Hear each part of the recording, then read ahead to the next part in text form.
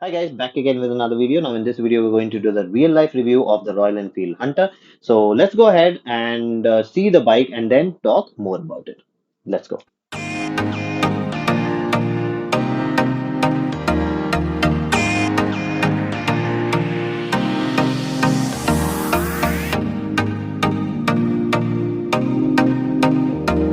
Okay, so let's take a closer look at the bike now. So this is how the bike looks like. Now this one is the Metro version.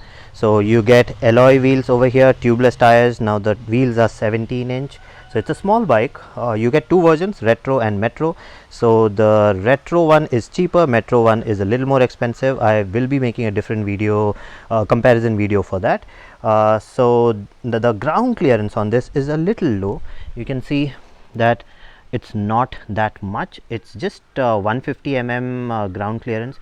The tank size is still decent. It's 13 liters. You do get all the accessories over here, like the headlamp, the mud guard, the side ones. Everything is made of plastic. This is the first plastic Royal Enfield, but that actually makes it a little more lighter. Now this is all add-on. When you actually buy the bike, you don't get this over here. The engine guard is not there. You do not get this small I mean you can call it a windshield. For me it's just a regular small glass to protect anything over here. So this is how it looks like. You get regular halogen bulb here. You do not get LED one. In the Retro version, the only difference is you don't have this R logo here. You don't have that part. You have the bulb exposed directly. The tires are quite big. You get disc front and back disc brakes, which have ABS. So for people who don't know what ABS does, it actually in layman's term, it actually presses the brake, leaves it, presses the brake, leaves it. It just does a vibration kind of a thing. So I've been testing it for the past 2 days. This is my test vehicle. So I'm not a big ABS fan. It's actually safe, but it's not fun riding with ABS. But anyways, so this is the seat. It is adequate enough. Two people can sit on this comfortably, but it's not very big. If two big people sit on it, it will not be that comfortable. Now the LED tail lamps really look good on the Metro. On the Retro one, the cheaper one, this is not LED, it's a regular bulb. You get rounded indicator in the Metro version, and in the Retro version you have a little squarish one. So what else? Okay, so this is how it looks like. This engine is actually your J series Royal Enfield 350cc engine, which is used in your Classic and Meteor. It's the same engine. It's just a I mean, they say that they've tuned it a little different. The foot peg is a little back. Generally foot pegs are somewhere around here near where the gear shifter is, but this has been pushed a little back, so the seating position is different. It's quite aggressive. So it's quite nimble because of the design. The handlebars are actually wide. Now over here we have a single unit which actually shows you the speed and the rest of the information. Let me just switch this on. So you just switch it on like that, and you see all the information here.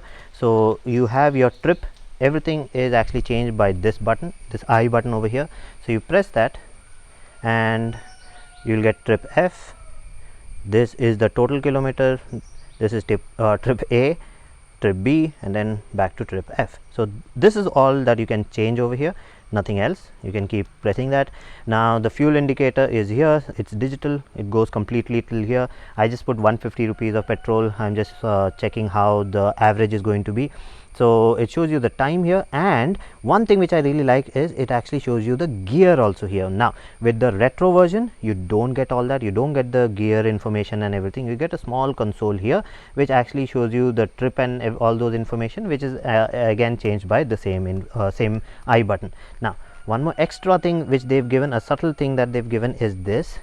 You get a USB charging point here, which is protected with this cover. Hopefully you can see that.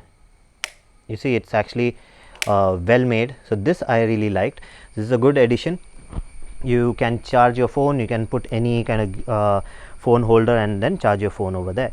Now starting this bike is through this. So you have the newer Royal Enfield bikes have this. So you have the engine kill button over here. Now you switch it on. Now the engine is on. Now you want to start it. All you have to do is pull this here and the bike has started. So one more thing which I really liked about this is there's no vibration at all. So I've been riding this for the past 2 days and it is phenomenal. The ride quality is really good and no vibration, so you can ride this for a long period of time without a lot of fatigue. Let me switch this off. Now below this you have the indicator control. Now indicators are here. This is the indicator control which actually puts this in normal mode. Now when it's in normal mode, I can change the indicator here. You see left, right, and when it is put on this side, then it will switch on hazard. So both your indicators will switch on like that. So this is a good addition. For me, I had to personally custom fit hazard light on my bike, but over here you have it directly fitted onto the bike. Now that's all over here. Now over here you have the indicator, you have the low beam, high beam, and then the pass button. So this is a little different. It took time for me to get used to it. For me, whenever I wanted to give pass, I was going on pressing here, I was searching for something here, and I was going on hitting the I button. But all the new bikes have this kind of a system instead of the other one. Now if you're buying the retro, you will get the classic way. You will get the high beam, low beam, and the pass over here, and this one will be your regular on off switch, and this is there in the classic in the retro version also.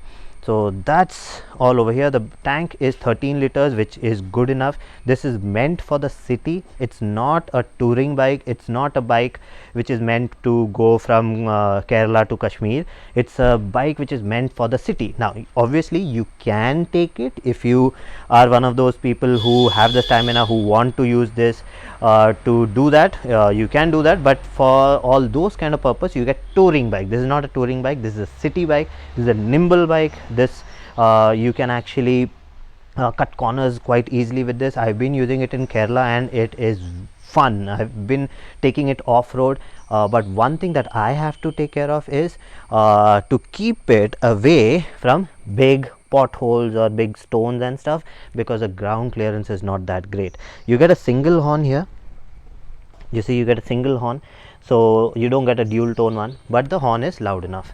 So that's all. Now yes, with the Metro version you do get dual channel ABS because you have disc at the back and disc in the front, but when I was using it off-roading, I found some place where I could actually skate and do all that fun stuff.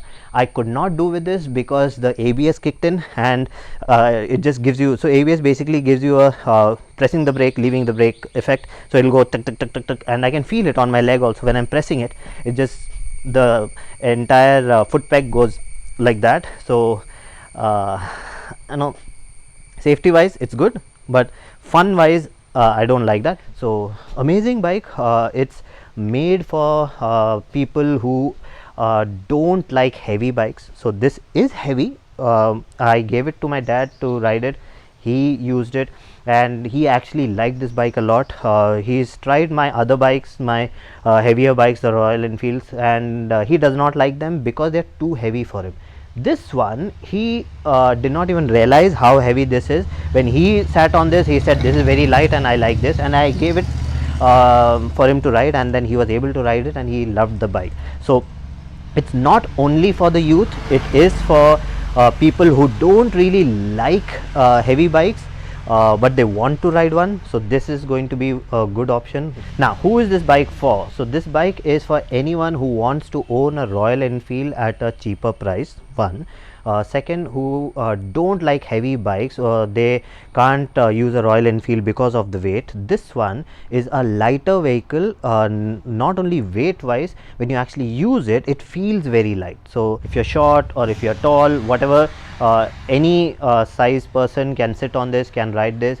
It can be used for city riding, it can be used a little bit for off-roading, provided you actually take care of that bottom part.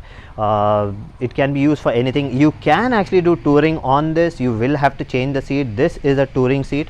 Now you will see the other ones which are actually straight lined ones, and you get a regular full one.